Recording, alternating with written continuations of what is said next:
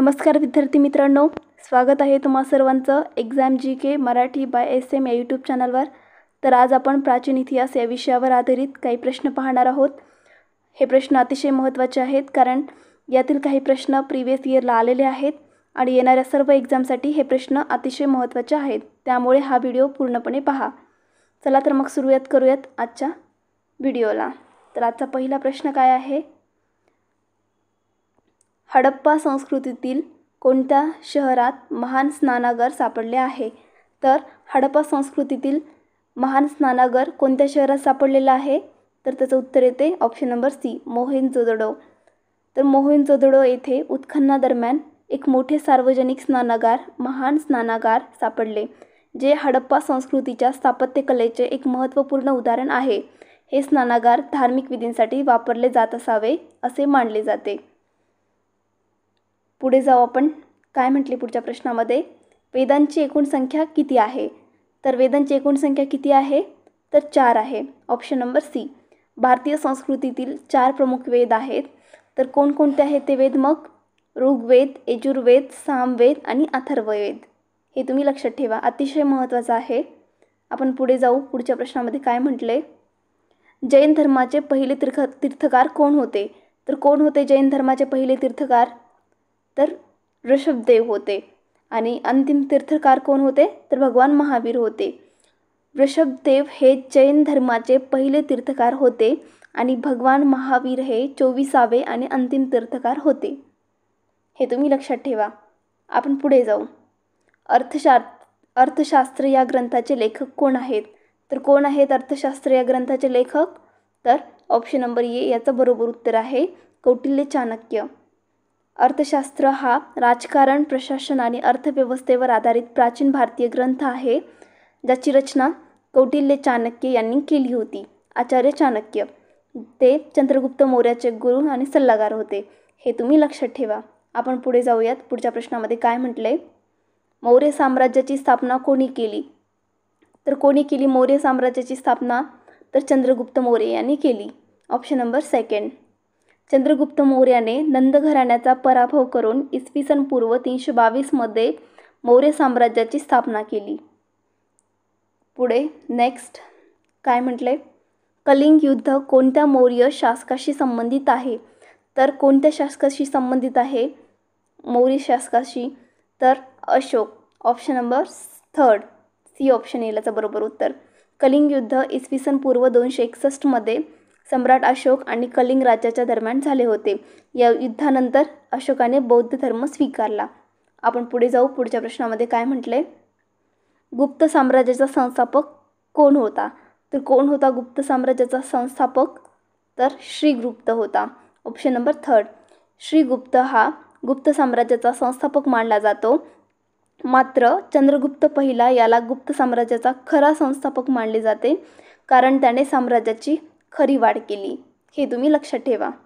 आपण पुढे वळू। काय म्हटले पुढच्या प्रश्नामध्ये? भारताचा नेपोलियन म्हणून कोणत्या शासकाला ओळखले जाते? तर कोणाला ओळखले जाते भारताचा नेपोलियन म्हणून? तर समुद्रगुप्त याला ओळखले जाते। समुद्रगुप्त का म्हटले जातं समुद्रगुप्ताला?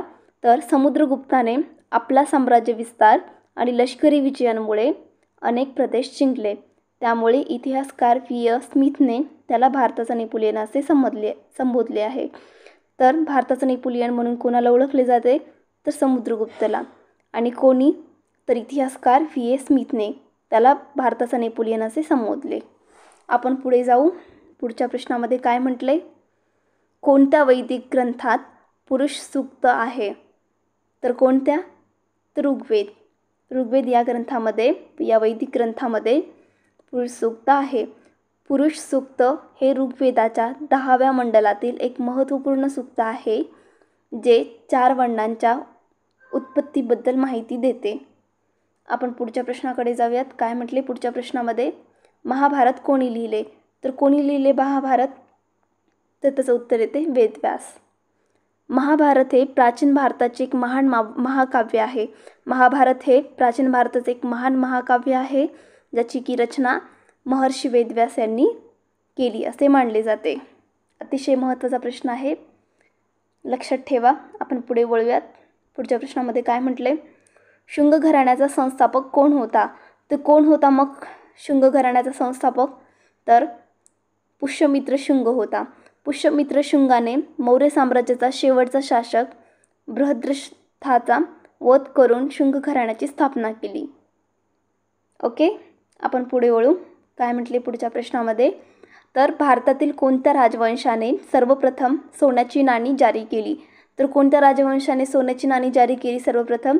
तर इंडो ग्रीक. भारतात सर्वप्रथम सोन्याची नाणी इंडो ग्रीक शासकांनी जारी केली. ही नाणी निश्चित वचनाची आणि राजांच्या प्रतिमा असलेली होती. आपण पुढच्या प्रश्नाकडे जाऊ. काय म्हटले पुढच्या प्रश्नामध्ये? बिंबिसार कोणत्या साम्राज्याचा शासक होता? तर कोणत्या साम्राज्याचा शासक होता बिंबिसार मग? तर हर्यंक. बिंबिसार हा हर्यंक वंशाचा संस्थापक आणि मगध साम्राज्याचा एक महत्त्वाचा शासक होता. मगध साम्राज्याचा आणि संस्थापक कोणत्या वंशाचा होता? तर हर्यंक वंशाचा. पुढच्या प्रश्नाकडे जाऊ आपण. काय म्हटले? कोणत्या गुप्त शासकाला कविराज म्हणूनही ओळखले जाते? तर मग कोणत्या गुप्त शासकाला कविराज म्हणून ओळखलं जातं? तर त्याचं उत्तर येते समुद्रगुप्त. समुद्रगुप्त हा एक कुशल योद्धा असण्यासोबतच संगीत आणि कलेचाही संरक्षक होता. त्याच्या नाण्यांवर त्याला वीणा वाजवताना दाखवले आहे, त्यामुळे त्याला कविराज असेही म्हटले जाते. हे तुम्ही लक्षात ठेवा. आपण पुढच्या प्रश्नाकडे जाऊयात. काय म्हटले पुढच्या प्रश्नामध्ये? कोणत्या प्राचीन भारतीय शहराला मृतांचा ढिगारा असे संबोधले जाते? मृतांचा ढिगारा. तर कोणत्या शहराला संबोधले जाते म्हटले जाते? तर मोहनजोदडो. ह्याचं उत्तर आहे मोहनजोदडो. त्याचं कारण आहे मोहनजोदडो या शब्दाचा सिंधी भाषेत अर्थ मृतांचा ढिगारा असा होतो, कारण येथे उत्खननादरम्यान अनेक मानवी सांगाडे सापडले होते. पुढे जाऊ आपण. काय म्हटले पुढच्या प्रश्नामध्ये? प्रसिद्ध वैदिक प्रार्थना गायत्री मंत्र कोणत्या वेदात आहे? तर गायत्री मंत्र कोणत्या वेदामध्ये आहे? तर ऋग्वेदामध्ये आहे. गायत्री मंत्र हा ऋग्वेदाच्या 3ऱ्या मंडलात आहे. कितव्या मंडलामध्ये आहे? तर 3ऱ्या मंडलामध्ये आहे आणि तो सूर्यदेवतेस समर्पित आहे. तुम्ही लक्षात ठेवा. आपण पुढच्या प्रश्नाकडे जाऊ. महाबलीपुरम येथील रथ मंदिरे कोणत्या राजवंशाने बांधली? तर कोणत्या राजवंशाने बांधली? तर त्याचं उत्तर येते पल्लव. महाबलीपुरम येथील प्रसिद्ध रथ मंदिरे पल्लव राजवंशाच्या काळात विशेषतः नरसिंहवर्मन पहिला बांधली गेली होती. पुढच्या प्रश्नाकडे जाऊ आपण. हर्षवर्धनाची राजधानी कोणती होती? तर राजधानी कोणती होती हर्षवर्धनाची? तर कन्नौज. हर्षवर्धनाने सुरुवातीला आपली राजधानी थानेसर येथे ठेवली होती, परंतु नंतर त्याने ती कन्नौजला हलवली. हे तुम्ही लक्षात ठेवा. आपण पुढे जाऊयात. काय म्हटले पुढच्या प्रश्नामध्ये? भारतातील सर्वात प्राचीन पुराण कोणते आहे? तर कोणते आहे? मत्स्यपुराण. त्याचं उत्तर येते मत्स्यपुराण. मत्स्यपुराण हे सर्व पुराणांमध्ये सर्वात प्राचीन मानले जाते. पुढच्या प्रश्नाकडे जाऊ आपण. काय म्हटले? गुप्तकालीन कोणत्या शहराला ज्ञाननगरी म्हणून ओळखले जात असे? तर कोणत्या शहराला ज्ञाननगरी म्हणून ओळखले जात असे? तर उज्जैन. उज्जैन हे गुप्त काळात खगोलशास्त्र आणि गणिताचे प्रमुख केंद्र असल्याने त्याला ज्ञाननगरी म्हणून असेही संबोधले जाते. लक्षात ठेवा. नेक्स्ट काय म्हटले? कोणत्या दक्षिण भारतीय राजवंशाने एलोरा येथील प्रसिद्ध कैलास मंदिर बांधले? तर कोणी बांधले? तर राष्ट्रकूट. राष्ट्रकूट या राजवंशाने, दक्षिण भारतीय राजवंश राष्ट्रकूट यांनी कैलास मंदिर बांधले एलोरा येथील. तर एलोरा येथील प्रसिद्ध कैलास मंदिर हे राष्ट्रकूट शासक कृष्ण पहिला याने बांधले होते. पुढे जाऊ आपण. काय म्हटले पुढच्या प्रश्नामध्ये? शुंग घराण्याचा शेवटचा शासक कोण होता? तर कोण होता शुंग घराण्याचा शेवटचा शासक मग? तर देवभूती. देवभूती हा शुंग घराण्याचा शेवटचा शासक होता. आपण पुढच्या प्रश्नाकडे जाऊ. काय म्हटले पुढच्या प्रश्नामध्ये? भारतातील सर्वात प्राचीन स्तूपांपैकी एक सांचीचा स्तूप कोणी बांधला होता? तर सांचीचा स्तूप कोणी बांधलेला होता? अशोक याने. सांचीचा स्तूप सम्राट अशोक याने बांधला होता. आपण पुढच्या प्रश्नाकडे जाऊ. हर्षवर्धनाच्या दरबारातील महासेनापती कोण होता? तर कोण होता महासेनापती हर्षवर्धनाच्या दरबारातील? तर सिंहनाद होता. सम्राट हर्षवर्धनाच्या दरबारात अनेक महत्त्वाचे अधिकारी होते. सिंहनाद हा हर्षवर्धनाचा महासेनापती म्हणजे मुख्य सेनापती होता. बाणभट्ट हा त्याचा दरबारी कवी होता. हे तुम्ही लक्षात ठेवा. आपण पुढे जाऊ. हडप्पा संस्कृतीतील सर्वात मोठे लिपी असलेले शिलालेख कोणत्या ठिकाणी सापडले आहेत? तर कुठे सापडलेले आहेत? धोलावीरा येथे. गुजरातमध्ये असलेल्या धोलावीरा या हडप्पाकालीन स्थळी एक मोठे शिलालेख साइनबोर्ड सापडले आहे, ज्यात हडप्पा लिपीतील 10 मोठी आणि सुबक अक्षरे कोरलेली आहेत. हा सिंधू लिपीतील सर्वात मोठा आणि स्पष्ट नमुना मानला जातो. जरी ही लिपी अजूनही उलगडली गेलेली नाही. धोलावीरा हे जलव्यवस्थापनासाठीही प्रसिद्ध होते. तर हडप्पा संस्कृतीतील सर्वात मोठे लिपी असलेले शिलालेख धोलावीरा येथे सापडले गेलेले आहेत. पुढे काय म्हटले पुढच्या प्रश्नामध्ये? कोणत्या प्राचीन भारतीय ग्रंथात 16 महाजनपदेचा उल्लेख आहे? तर 16 महाजनपद यांचा उल्लेख कोणत्या ग्रंथामध्ये आहे भारतीय ग्रंथात? तर ऑप्शन नंबर बी येईल याचं उत्तर, अंगुत्तर निकाय. अंगुत्तर निकाय हा बौद्ध धर्माचा एक पाली ग्रंथ आहे, ज्यात इसवी सन पूर्व 6व्या शतकातील 16 मोठ्या राज्यांचा म्हणजेच 16 महाजनपदांचा उल्लेख आहे. ही महाजनपदे भारतातील राजकीय आणि भौगोलिक परिस्थितीची माहिती देतात आणि त्यापैकी मगध हे सर्वात शक्तिशाली बनले. मगध हे महाजनपदांपैकी एक शक्तिशाली बनले. पुढे जाऊ आपण. काय म्हटले? मानवजातीच्या इतिहासातील सर्वात जुना काळ कोणता होता? तर मानवजातीच्या इतिहासातील सर्वात जुना काळ कोणता होता मग? तर प्राचीन काळ म्हणजेच पुराश्मयुग. प्राचीन काळ म्हणजेच पुराश्मयुग. तर मानवी इतिहासाचा सर्वात जुना काळ हा पुराश्मयुग आहे, जो लाखो वर्षापूर्वी सुरू झाला. या काळात मानव दगडांची हत्यारे वापरत होता आणि शिकारीवर जगत होता.